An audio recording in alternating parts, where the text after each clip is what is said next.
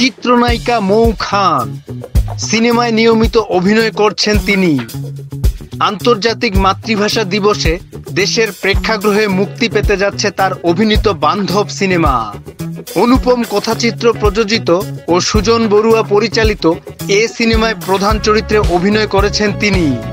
সম্পূর্ণ মৌলিক গল্পের এ ছবি ময়লা আবর্জনায় ভরা ডাস্টবিন থেকে কুড়িয়ে পাওয়া একটি জন্ম পরিচয়হীন শিশুর জীবন গল্প নিয়ে নির্মাণ করা হয়েছে, যার কেন্দ্রীয় চরিত্রে অভিনয় করেছেন মৌ খান।